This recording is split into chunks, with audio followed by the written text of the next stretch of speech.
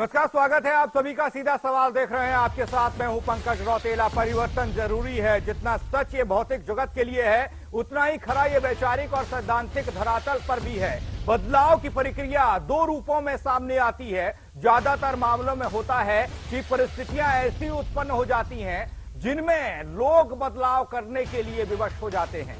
जिस तरह के हालात बनते हैं, लोग खुद को उसके हिसाब से ढालते रहते हैं। क्या इस देश के नेता भी अब इस परिवर्तन के सिद्धांत पर काम कर रहे हैं? इसी पर होगा सीधा सवाल आज।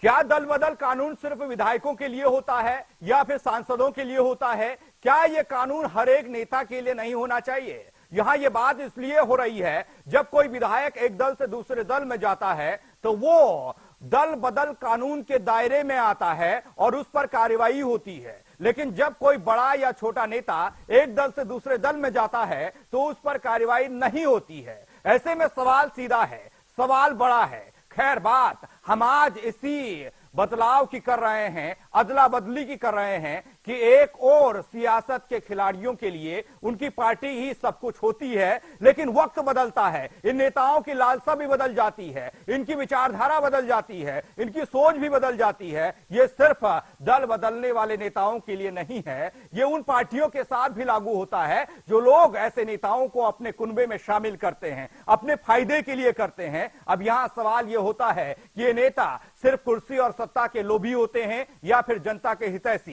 एक रिपोर्ट दिखा रहे हैं, इस रिपोर्ट के अंदर दो नेताओं का जिक्र है और एक समाजवाद की पार्टी का भी जिक्र है। देखिए और समझिए, क्या यह दल बदल आम जन के लिए होता है या दल बदलने से नेताओं की सोच बदलती है? एक पार्टी की सोच बुरी, दूसरी पार्टी की सोच अच्छी हो सकती है क्या? जब ये नेता पहली पार्टी में होते हैं तो अच्छी सोच होती है और अच्छे सिद्धांत उस पार्टी के होते हैं, लेकिन बाद में वो नेता और वो पार्टी बुरी क्यों हो जाती है? क्या सपा को डर लग रहा है आगामी चुनाव में? एक रिपोर्ट के जरिए आपको दिखा रहे हैं पूरा मामला।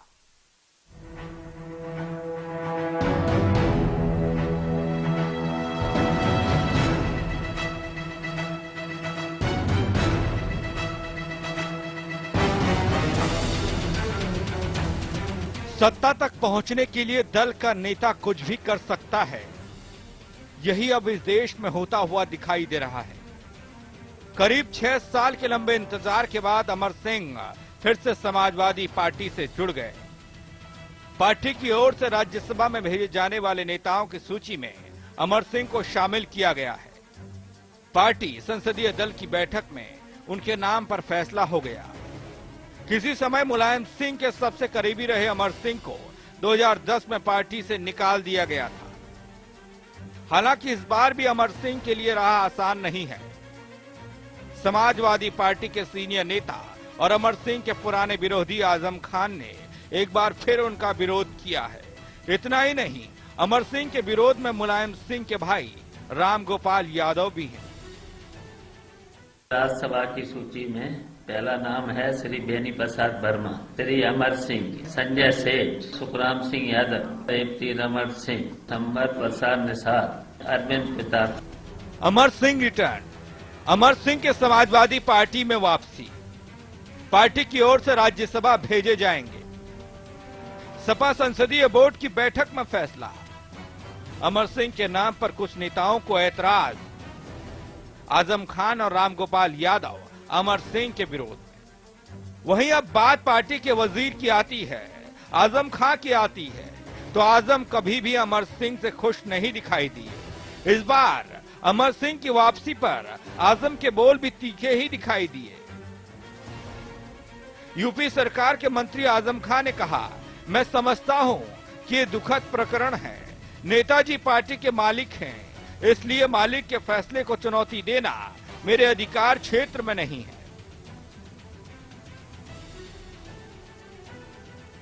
नाम की चर्चा ही नहीं हुई तो नाराजगी कहां होती? ये तो आपकी कल्पना है। ऐसा ही होता है, पार्लियामेंट्री बोर्ड में ऐसा ही होता है। ये कोई पहली बार थोड़ी मीटिंग हो रही। वहीं आपको बता दें कि मुलायम सिंह ने अमर सिंह को समाजवादी पार्टी का राज्यसभा टिकट दे दिया। यूपी से राज्यसभा की 11 सीटें खाली हुई हैं, जिनमें से 6 सीट आसानी से जीतने भर के लिए सपा के पास वोट हैं। कहते हैं कि पार्टी की संसदीय बोर्ड की मीटिंग में मुलायम के भाई रामगोपाल यादव और मंत्री आजम खान ने अमर सिंह का विरोध किया, लेकिन मुलायम के आगे उनकी नहीं चली। समाजवादी पार्टी ने अमर सिंह को राज्यसभा सीट के लिए नॉमिनेट किया है। पार्टी के अपर हाउस के लिए 7 उम्मीदवारों के नामों को चुना है। राज्यसभा का चुनाव अगले महीने होना है। अब इस देश में आम हो चला है कि कभी भी कोई भी नेता किसी पार्टी का दामन थाम सकता है और कोई भी दल किसी भी नेता को अपने घर में जगह देता है और कई सवाल पीछे छूट जाते हैं। उन आरोपों का क्या जो ये नेता, ये दल एक दूसरे पर लगाते हैं और आखिर में उन सब बातों को दरकिनार कर एक दूसरे को गले लगा लेते हैं। यहां आपको ये बताना जरूरी हो जाता है कि आखिर अमर सिंह को उस दौर में क्यों पार्टी से निकाला गया था, उसके बाद क्या हुआ, एक दूसरे पर कैसे आरोप प्रत्यारोप लगे, ये सभी जानते हैं। सपा से क्यों निकाले गए थे अमर सिंह? 2007 में सपा की हार के लिए पार्टी के सीनियर नेताओं ने अमर सिंह को जिम्मेदार ठहराया था। अमर सिंह के खिलाफ आजम के अलावा रामगोपाल यादव और मोहन सिंह ने विरोध की अगुवाई की थी। बीमार होने पर अमर सिंह सिंगापुर अपना इलाज कराने गए। 2010 में दूरियां इतनी बढ़ी कि अमर सिंह ने सिंगापुर से ही सपा के सभी पदों से इस्तीफा दे दिया। अमर का आरोप था कि उन्हें हॉस्पिटल में यादव परिवार से कोई देखने नहीं आया। तो ये वो बातें थी जिनको लेकर मुलायम से अमर अलग हुए थे। फिर एकाएक माहौल बदलता है, फिर अमर की घर वापसी की बातें सामने आती हैं। अब उस बात से आपको अवगत कराते हैं। पार्टी में वापसी को लेकर क्या कहा था? पिछले दिनों अमर सिंह ने यूपी विधानसभा चुनाव 2017 के बाद सपा में अपनी वापसी की अटकलों से इनकार किया था। कहा था सपा को अगर अमर सिंह को रखना ही होता तो निकाला क्यों जाता। उन्होंने मुझे मेरे बर्थडे के दिन ही पार्टी से निकाल दिया। जी हां, ये बात हो गई अमर सिंह की। अब एक और नेता के बारे में आपको बताना जरूरी हो जाता है। जी हां, बेनी प्रसाद, जो कभी समाजवाद के साथ थे लेकिन फिर अनबन हो गई।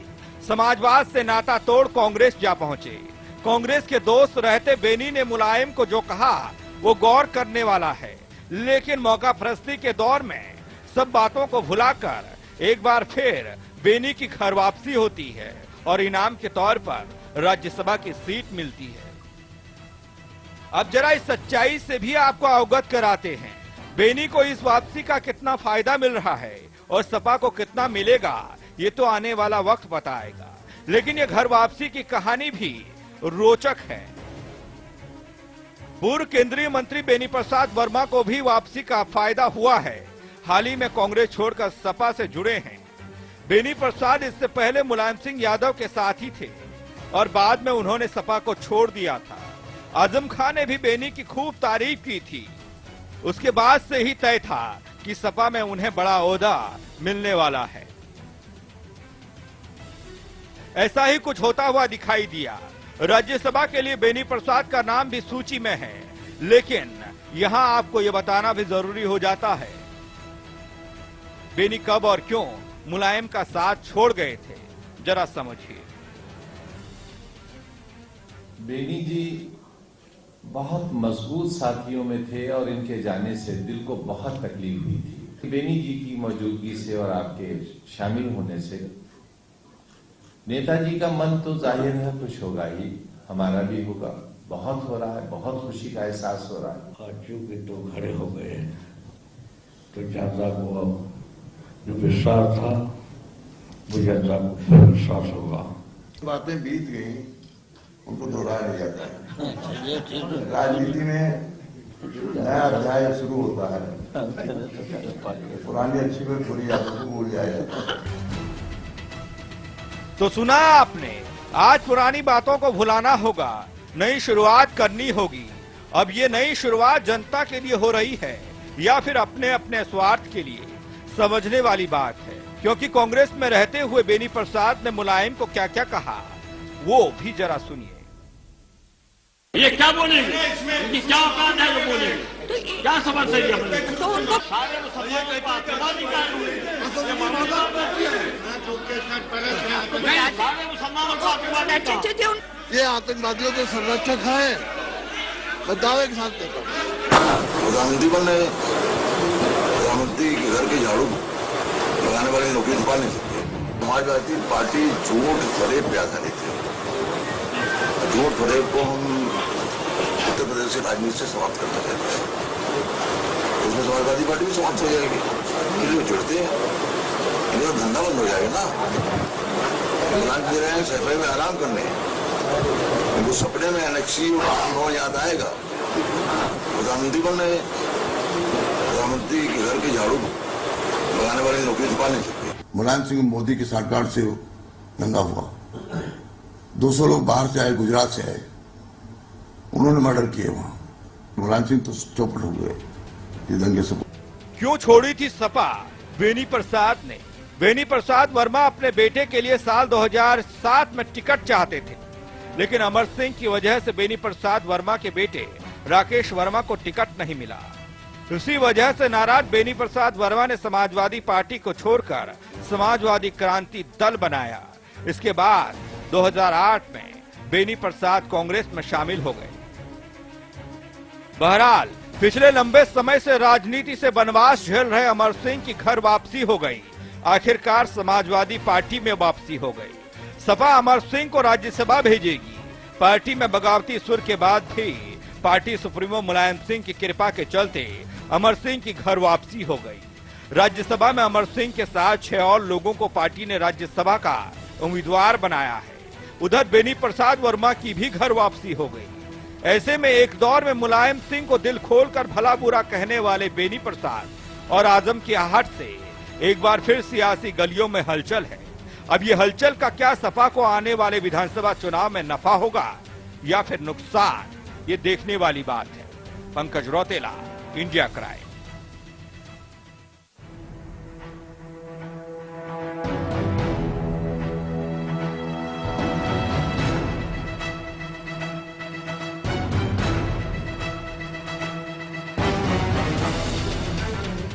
कहते हैं समय बदलाव चाहता है, समय परिवर्तन चाहता है, लेकिन ये परिवर्तन किसके हित के लिए होता है, सवाल ये भी खड़ा यहां होता है। मेहमान मेरे साथ जुड़ चुके हैं, चर्चा करेंगे और जानने की कोशिश करेंगे कि नेताओं के दल बदलने से क्या जनता के दिन बहुर जाते हैं, क्या सुधर जाते हैं क्या। मेहमान मेरे साथ जुड़ चुके हैं, सबसे पहले परिचय उनसे आपका करा दूं।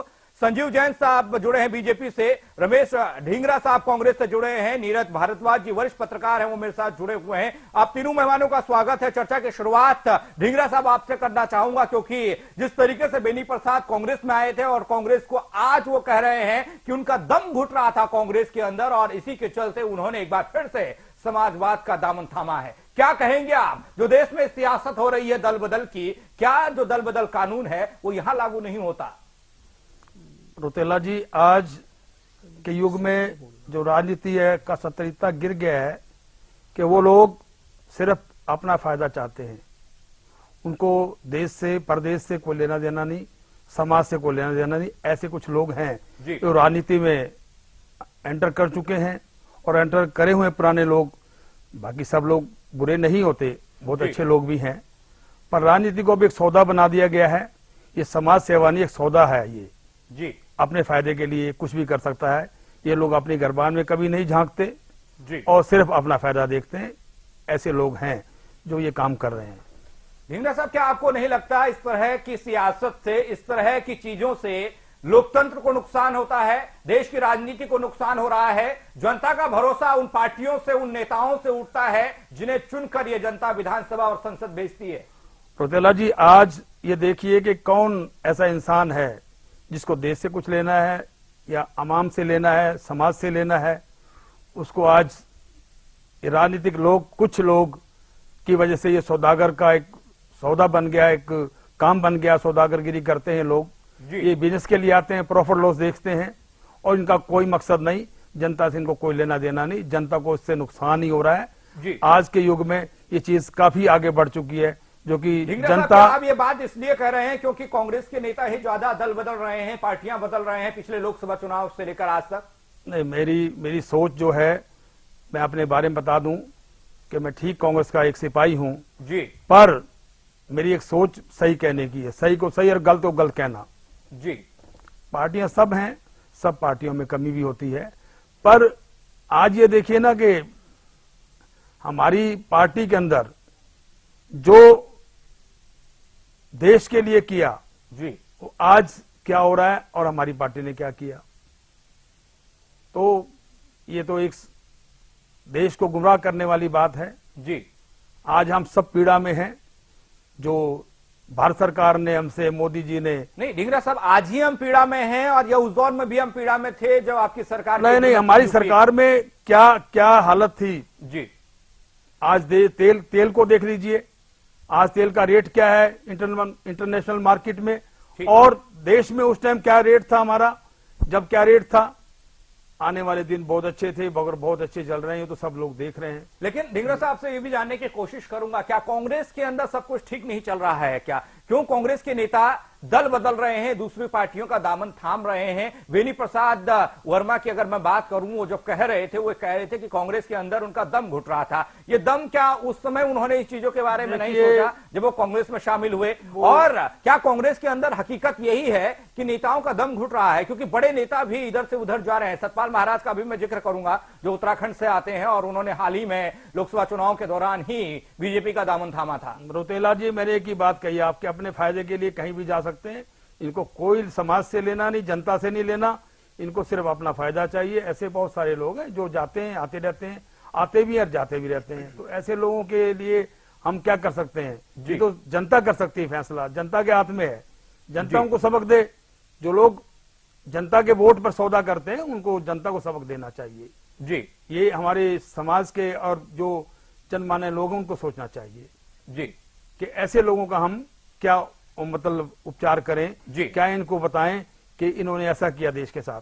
नहीं ढींगरा साहब, सवाल ये बनता है कि राजनीतिक पार्टियां एक ही थाली के चट्टे बट्टे होते हैं, ये हर कोई कहता है, एक जैसी विचारधारा सबकी होती है, लड़ाई एक तरह से लड़ना होता है। लेकिन मेरा सवाल यह है कि बेनी प्रसाद हो या अमर सिंह हो या फिर सतपाल महाराज हो, जो लोग पार्टी छोड़ जाते हैं फिर से उनकी घर वापसी हो जाती है। अगर बेनी प्रसाद आज पार्टी छोड़ रहे हैं, अगर वो कल को कांग्रेस में आते हैं, तो आपको भी एतराज नहीं होगा, आप भी उनको दिल खोलकर दरवाजा खोलेंगे उनके लिए? ये तो बहुत ऊंची बात है, बड़ी बात है, इसके बारे में कुछ नहीं कह सकता। जो मकसद आपने मेरे से पूछा जी कि लोगों के बारे में, पार्टियों की सोच देखिए, जानना चाह रहा हूं ढींगरा साहब कि पार्टियों की सोच नहीं बदलती क्या? क्योंकि नेता चला जाता है, उनको गालियां देकर चला जाता है, वो ये कहता है कि उसके घर में यानी कि उस पार्टी के अंदर उसका दम घुट रहा था, और अगर वो चाहेगा कुछ समय बाद वापसी करना, तो वही पार्टी उसको कहती है आओ जी। हमारी सोच में एक बात है कि जो क्षमा मांग ले उसको क्षमा कर दो। ये चला रहा है, ये लोग आ जाते हैं अंदर अंदर रूम में, बंद कमरे में क्या होता है ये तो ये जाने, और तय हो जाता है सब चीजें। तो ये आम बात है, कोई किस पार्टी में जा रहा है, कोई किस पार्टी में जा रहा है। हमारी पार्टी से लोग ढींगरा साहब, आपके साथ फोन लाइन पर मेरे साथ डॉक्टर हिलाल नकवी जी जुड़ रहे हैं, कांग्रेस के सचिव हैं ये। नकवी जी, आपका स्वागत है। सवाल मेरा आज है कि नेता किस तरीके से अपने स्वार्थ के चलते दल बदल जाते हैं। बात हो रही है अमर सिंह की, अमर सिंह ने नाता तोड़ा था समाजवादी पार्टी से, और बात हो रही है बेनी प्रसाद वर्मा जो कांग्रेस के साथ है। उससे पहले समाजवादी पार्टी में थे, फिर कांग्रेस में गए और अब फिर से समाजवादी पार्टी में आए हैं। ये किस तरह की सियासत इस देश में हो रही है, क्या समझे हम? देखिए, एक तो हम कांग्रेस के सचिव भी प्रवक्ता हैं कांग्रेस के। दूसरी इसके अंदर महत्वपूर्ण बात यह है कि देखिए, जो पार्टी को छोड़ करके आने जाने का सिलसिला है, निश्चित रूप से ये चलता रहता है और होता है। लेकिन ये बात भी एक अपने आप में बिल्कुल साफ और स्पष्ट ही है कि जिस तरह से बेनी बाबू ने संसद के अंदर और जो कुछ नेताजी के विषय में कहा है, अगर उसके पश्चात भी उनको जगह मिल सकती है समाजवादी पार्टी में, उसके पश्चात भी उनको राज्यसभा में जगह मिल सकती है, तो निश्चित रूप से कहीं न कहीं इसके अंदर राजनीतिक फायदा समाजवादी पार्टी भी देख रही है जी। और उनको ये राजनीतिक फायदा शायद इस बात से दिखाई देता है कि क्योंकि अब की इन्होंने अल्पसंख्यकों को किसी तरह की कोई तवज्जो नहीं दी और न ही उनसे किए हुए वादे पूरे किए हैं, तो आज की तारीख में नेताजी जो है वो अन्य जातियों के लोगों को जोड़ करके अध्यात्मिक एक समीकरण बनाने की कोशिश कर रहे हैं। इसके तहत जो है बेनी बाबू आते हैं और इसी की वजह से उनको राज्यसभा का भी टिकट दिया गया है और उनको समाजवादी पार्टी में भी स्थान दिया गया है। ये बात एक बिल्कुल सही है कि जहां कहीं भी वोट बैंक की राजनीति शुरू हो जाती है, वहां पे मान सम्मान, किसने क्या कहा, किसने क्या नहीं कहा। नहीं नकवी साहब, मैं यहाँ आपसे ये भी जानना चाह रहा हूं कि पार्टियों के अंदर आखिर हो क्या रहा है, पार्टियां क्या कर रही हैं, क्योंकि बेनी जी कह रहे थे कांग्रेस के अंदर उनका दम घुट रहा है। अब जाने के पीछे कोई ना कोई कारण तो बताएंगे ही, ऐसा तो होगा नहीं कि उठ करके चल देंगे कहेंगे कि अब हम जो है वो समाजवादी पार्टी में जा रहे हैं। आप लोग पूछेंगे जरूर कि क्यों जा रहे हैं, तो निश्चित रूप से उन्हें कोई ना कोई बात कहनी थी। तो उन्होंने एक बहुत ही बड़ा एक ऐसा होता है ये कि हमारा दम घुट रहा था, इस वजह से हम पार्टी छोड़ रहे हैं, कि जो अपने आप में हास्यास्पद सा लगता है। इससे बेहतर है कहते हैं कि मुझे समाजवादी पार्टी में जाना, मैं जा रहा हूँ, आपसे क्या मतलब है जी। उनको ये कहना चाहिए। दम घुट रहा है, ये बड़ा हास्यास्पद सा उन्होंने एक बयान दिया है। जी नकवी साहब, क्या कांग्रेस की हालत इतनी अब खराब मालूम पड़ती है? जिस तरीके से थोड़ा सा लोकसभा चुनाव के दौरान, जो बीते लोकसभा चुनाव हुए हैं, उसके बाद से लेकर लगातार लगा कि कांग्रेस कमजोर हुई है। जो कांग्रेस हमने देखी थी नेहरू से लेकर, और उस दौर में हमने देखा था इंदिरा के दौर में, उस दौर की कांग्रेस और आज की कांग्रेस में बहुत ज्यादा फर्क मालूम पड़ता है। क्या इस कमजोरी की वजह से ही नेता दल बदल रहे हैं? क्या समझें इससे? देखिए, दल बदल होना ये कोई नई चीज नहीं है जी, और निश्चित रूप से बहुत से ऐसे होते हैं जो हमेशा सत्ता दल के साथ रहना चाहते हैं।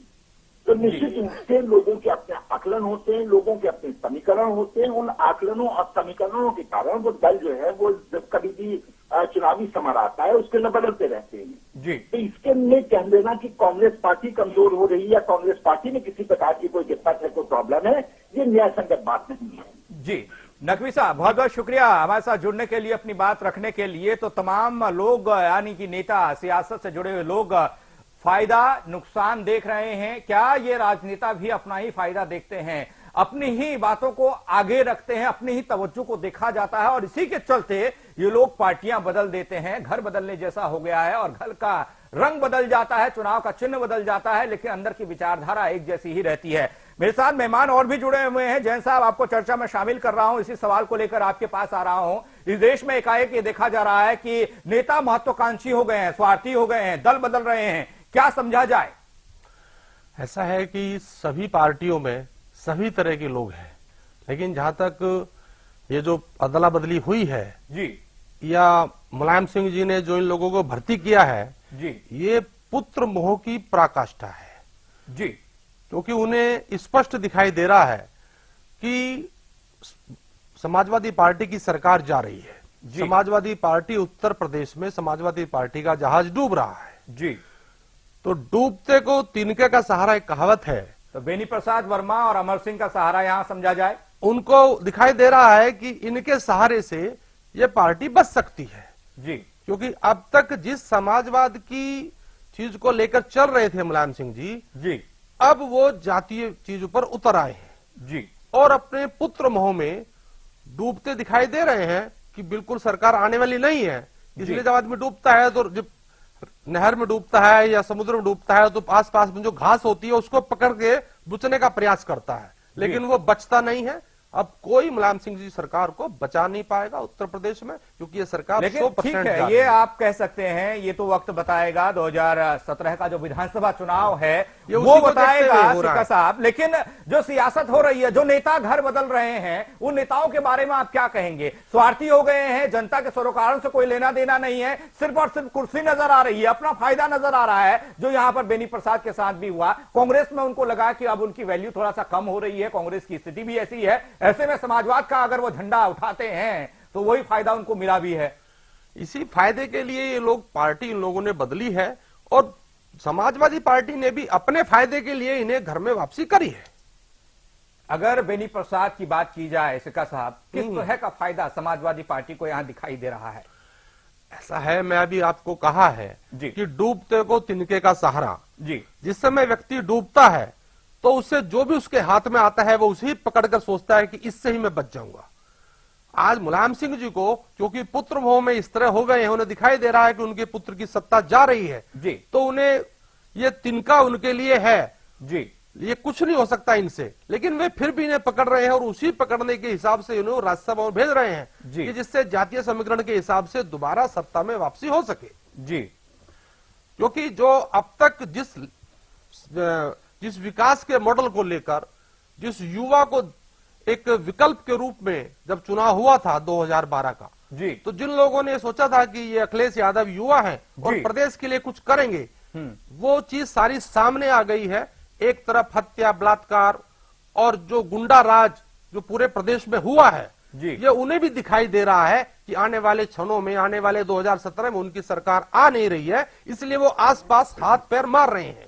और जिन लोगों ने उन्हें खड़े होकर गाली दी है, लेकिन पुत्र मोह में वो सारी चीजें भूल के उन्होंने बेनी प्रसाद वर्मा जी की वापसी करी और उन्हें राज्यसभा भेजने की तैयारी कर। बिल्कुल, ये सवाल अहम हो जाता है सिक्का साहब कि वाकई में जनता के हितों को दरकिनार यहां पर किया जाता है। नीरज जी वरिष्ठ पत्रकार मेरे साथ जुड़े हुए हैं। मेरे नीरज साहब, आपके पास आ रहा हूं, किस तरीके से आप इस देश की सियासत को आप देख रहे हैं, क्योंकि नेता अपने स्वार्थ को लेकर पार्टियों का बदलाव कर रहे हैं और ऐसा ही हमने बेनी प्रसाद वर्मा के बारे में देखा है। क्या समझा जाए, कांग्रेस कमजोर हो रही है, किस तरीके से आप देखते हैं? जी पंकज जी, आगामी विधानसभा चुनाव को देखते हुए जो ये आज किया गया है, आपका बेनी प्रसाद जी की और अमर सिंह जी की जो वापसी की है, सीधा सीधे तौर पर आपका ये विधानसभा चुनाव को देखते हुए माननीय मुलायम सिंह जी ने इनकी घर वापसी कराई है ताकि वोट बैंक का फायदा मिल सके। आने वाली टाइम में जो इनकी सत्ता नहीं आ रही है, वो अपने सत्ता में वापस आ सके और एक सत्ता का सुख ले सके। क्योंकि आज से पहले भी आमने सामने खूब आरोप प्रत्यारोप लगाते रहे हैं वे लोग, और आज एक दूसरे के गले में हाथ डाल के और घर वापसी के लिए क्या है, खाली राजनीति ही तो है, और क्या है जी। भला बुरा भी कहते रहे नीरज जी, जिस तरीके से हम समझे हैं, तो संसद का वो फुटेज मैंने आपको दिखाया था, वो बात मैंने दिखाई थी जहां पर आतंकवादियों के समर्थन की बात बेनी प्रसाद वर्मा कह रहे थे, दूसरी तरफ खड़े थे मुलायम सिंह। कल तक आतंकवादियों को सरगना बताने वाले को आज अपनी पार्टी में राज्यसभा से भेज रहे हैं, तो इससे शर्म की बात और क्या है जी। तो समझा जाए कि लोकतंत्र यहां पर गिर रहा है, स्तर सियासत का स्तर गिर रहा है, भारतीय सियासत का स्तर। हाँ जी, केवल ये अवसरवाद की राजनीति है और कुछ नहीं, केवल अपने वोट बैंक, अपनी सत्ता, अपनी सुख के लिए इस राजनीति में कुछ भी आदमी करने के लिए संभव है जी। ढींगरा साहब, आपके पास आ रहा हूं एक बार फिर से। बेनी प्रसाद वर्मा समाजवादी पार्टी में तो चले गए, कांग्रेस में कैबिनेट मंत्री भी केंद्र में रहे थे, और आज के दौर में कितना बड़ा आघात कांग्रेस के लिए हुआ है, क्योंकि उत्तर प्रदेश में कांग्रेस भी तैयारी कर रही है, विधानसभा चुनाव 2017 है कि क्या बेनी प्रसाद वर्मा के जाने से कांग्रेस को फर्क पड़ेगा और समाजवादी पार्टी को फायदा मिलेगा? नहीं, ऐसा कुछ नहीं है, और इनको अपना पूरा बायोडेटा पता है बेनी प्रसाद जी को, कि खुद पार्टी बनाई थी और एक बार बेटे को लड़ाया था, कितने वोट मिले थे इनको, तो 6-7 हजार 8 हजार वोट मिले थे विधानसभा में जी। तो ये कोई खास बात नहीं है। तो फिर ये समाजवादी पार्टी ने किस तरीके से इनकी घर वापसी कराई है, जब इनके पास वोट बैंक नहीं है, वोट नहीं मिले हैं इनके बेटे को, तो क्या समझकर समाजवादी पार्टी ने इनको वापस देखिए, सोचिए कि बात सही है, जो पार्टियां होती हैं जब चुनाव आते हैं तो सब अपना देखती है कहाँ हमें फायदा हो सकता है, कहाँ नुकसान हो सकता है जी। तो ये सोच हर पार्टी की होती है। नहीं, बेनी प्रसाद वर्मा के समाजवादी पार्टी में जाने से क्या कहीं पर उथल पुथल हो सकती है कुछ विधानसभा समाजवादी में ये हो सकता है कि उथल पुथल तो अलग बात है, पर कुछ फायदा जरूर होगा इनको, क्योंकि समाज के कुछ वोट होते हैं जो कुछ बंधे होते हैं, इन लोगों को मिलेंगे, परसेंटेज में मिलेंगे, कोई ज्यादा परसेंटेज नहीं होगी पर मिलेंगे, उससे बेनिफिट तो होते ही हैं जी। बाकी आज इस युग में कुछ जो राजनीति है वो जातिवाद की भी बन गई है जी। उसमें पार्टियां अपना फायदा देखते हैं कि भाई इसको लेने से हमें क्या फायदा हो सकता है, उसको अगर चला जाता कितना नुकसान हो सकता है, ये तो फायदा सोच के लिया जाता है, उसी फायदे का उनको एक बहुत बड़ा गिफ्ट मिला है। ढींगरा साहब, आपकी बात अच्छी लगी, आप एक निष्पक्षता के साथ भारतीय राजनीति की परिभाषा हमें को बता रहे हैं, दर्शक सुन भी रहा है, लेकिन क्या समझा जाए जिस तरह से ये नेता, मैंने संसद का वो फुटेज आपको दिखाया था, अगर आपने गौर उस पर किया होगा, तो दोनों तरफ, एक तरफ मुलायम सिंह खड़े थे तो दूसरी तरफ आपके बेनी प्रसाद वर्मा खड़े थे, दोनों में तकरार हो रही थी, यहां तक कि आतंकवादियों का साथ देने तक की बात हो रही थी। यानी कि इतने कड़वे शब्द एक दूसरे के लिए हम बोल जाते हैं और फिर कैसे गले लगा लेते हैं। रोतेला जी, राजनीति एक चाणक्य नीति है, इसमें सब जायज है, जो होता है सही होता है, ये लोगों ने एक अपना बना लिया है। इसलिए राजनीति तो युगों से चली आई, जहां जिसको देखा उसको अपना बना लिया फायदे के लिए जी। ये तो अपनी सोच है और ये इंसानियत है, अपनी आदमी की अपनी बात है, जिसको नहीं, जनता को साहब, देखना आपकी चाहिए। अपनी सोच हो सकती है, इसमें- क्या पार्टी की इसमें- विचारधाराएं भी इसमें- बदल जाती हैं, इसमें पार्टी के कहने- सिद्धांत कहने बदल से जाते नहीं। हैं। ढींगरा साहब आपके पास आऊंगा, मैं एक छोटे से ब्रेक के लिए मेरे को यहाँ रुकना पड़ रहा है। जब पार्टी के अंदर नेता होते हैं, कहते हैं कि पार्टी सही है, पार्टी के नेताओं की छवि अच्छी है, सिद्धांत वाली पार्टी है, अच्छी सोच वाली पार्टी है, लेकिन अपने स्वार्थ में कभी ना कभी ये सिद्धांत भी भूल जाते हैं, वो सोच भी गायब हो जाती है और पार्टी बदल दी जाती है। एक छोटा सा ब्रेक के बाद भी चर्चा जारी है।